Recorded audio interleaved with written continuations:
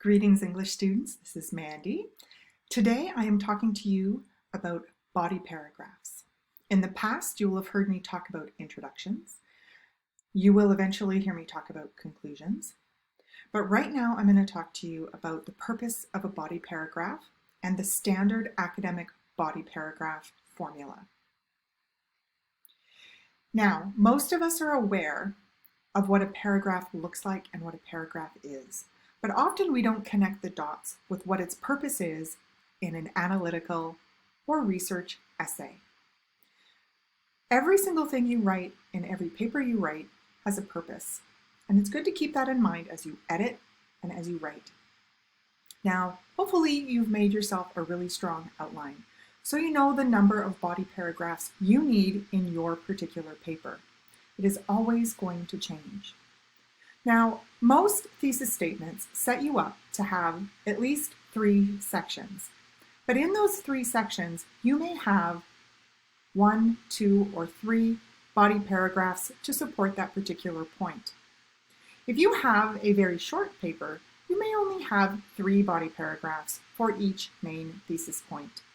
Or you might have 2 topics, but in each of those topics, you have 3 body paragraphs for a total of 6. In every single one of those cases, every single paragraph that you are writing will contain one single idea. That is to say, you're going to write 5 to 10 sentences that support that particular topic sentence, and that topic sentence supports that particular point in the thesis. 5 to 10 sentences is a general guide. You might be a very concise writer and like to write short sentences, in which case your paragraphs might have 10 to 15 sentences. On the flip side, you might enjoy writing very long sentences, so you might have paragraphs that only have about 5 sentences in them. For a shorter 4 to 5 page paper, most of your paragraphs will be between half a page and 3/4 of a page in Times New Roman size 12 font, double-spaced. So generally, that's what you're looking to fill. Once you have an outline, you will have quotes that you have selected from the text. Now, in putting those quotes together, you're going to make sure, once your paragraph is complete, that those sentences in that paragraph can pass the 4F test, which is simply that all of the points in that paragraph are focused on what the topic sentence is going to prove. Fine points, you have all of the quotes in the correct order, that is logical, and they all support that topic sentence. You will have a sense of flow, meaning your ideas will be connected together in a way that is logical to the reader. And typically we use linking phrases, linking words, and punctuation to create that sense of flow. Finally, you have a sense of finality. Does the paragraph wrap itself up, drive home the point, and link to the next paragraph?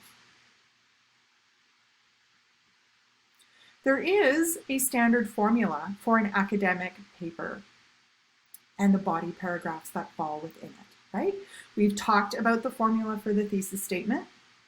There is a general structure for every academic paragraph you write.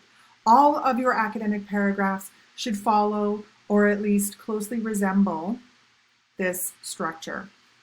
First, always, you have a topic sentence, the first line. You will never be opening a body paragraph with a quote.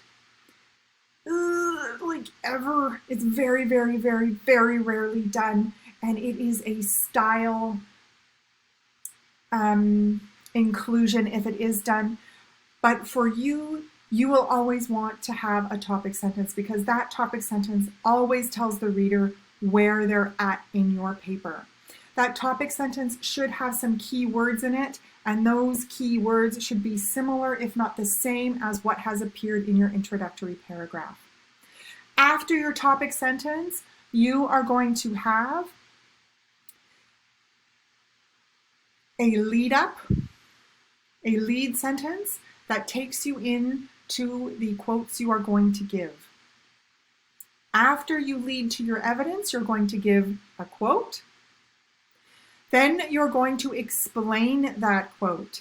Now, in a literary paper for English, this is going to be actual quotes. You are always going to want to quote the text in a lit class. If you're in a science class, the proof that you're giving is typically paraphrased. Now, once you give that supporting evidence, you're going to want to explain why that quote or supporting evidence is important. Usually this takes one sentence, maybe two, and then you lead into more evidence. Generally speaking, you have 2 or 3 pieces of supporting evidence in every body paragraph. The explanations you are giving connect those pieces of information together and all together form logical support for your topic sentence. When you're editing, you're making sure that you're using linking phrases that logically connect the ideas. When you are done writing and when you are done providing all of your support, the very last line of that body paragraph should both wrap up the ideas in that paragraph and then link logically to the next idea.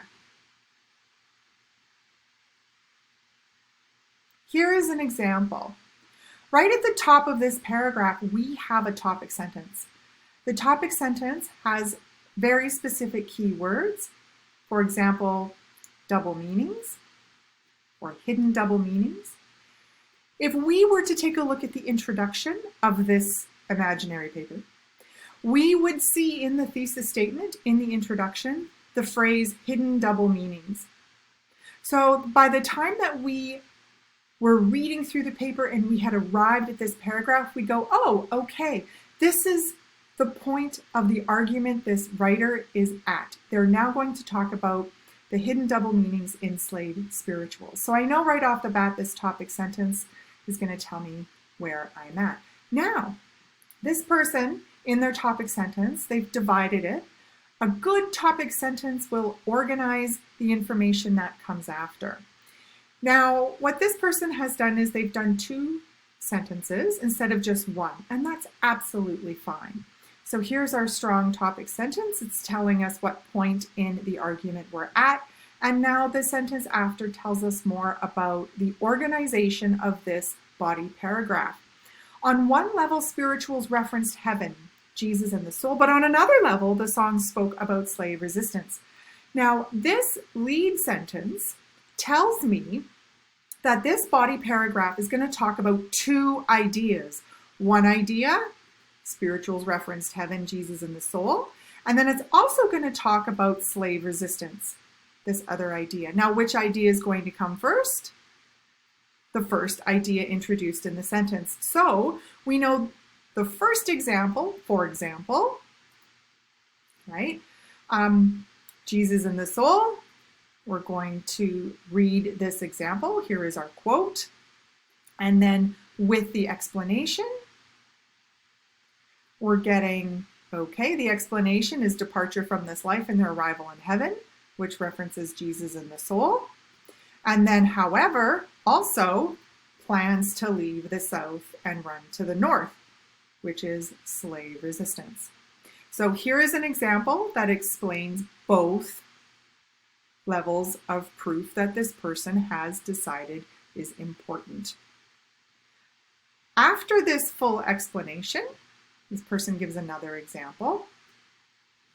There is not a quote here, and that is just to save space. So I want you to imagine that there is another quote here and another piece of explanation. And then at the end, here is the main point. Here they're driving home the point and finalizing the topic. Now, without knowing what comes after, it's hard to write a linking sentence here. But in a regular essay, you would have this finalization and then linking to the next topic. Key in this paragraph are these linking phrases that tie together the ideas. However, for example, The reader always knows what's about to happen. The ideas flow together in a logical way, and there is a very distinct structure to how they're introduced. Now, if you are writing essays and consistently getting marks in the 60s and 70s, probably one of the significant issues that's happening is that there isn't enough explanation, you're missing a sense of flow, and perhaps the topic sentence doesn't actually connect with the ideas that are following it. So you're going to want to edit and check for those topic sentences and the controlling ideas that it contains. So if you are reading through your paragraph and you realize that those linking phrases just aren't tying together the ideas logically, then you probably have an idea or two that is out of place within that paragraph that either needs to get moved completely to a different spot in your paper, or maybe it needs to get deleted entirely because it just doesn't fit. Or perhaps you just need to choose a better linking word, or maybe you just need to do some more writing to work out those ideas. So you need to make sure that there's no competing ideas. If you are talking about monkeys for this entire paragraph, you have to stick to monkeys. Even if you're really excited to talk about the giraffes in the next paragraph, you've got to make sure that you're not jumping ahead and that you're sticking exactly to the topic and the evidence at hand. Good transitions tell your readers how your ideas fit together. So if you haven't used transition, if you just have sentence, sentence, sentence, and you're making your reader do the work of putting it together, your reader isn't going to want to do that work. You have to tell the reader how to understand what you have read and what you are trying to say. There are lists of linking words and transition phrases all over the internet. Just type that into your search engine and you will get all kinds of suggestions. It is a good idea also when you are editing your own paper to make sure that you can correctly identify those 4Fs. Do you have enough fine points? Do you have enough evidence? Have you explained that evidence? Does it flow together? Do you have that sense of finality? All are important.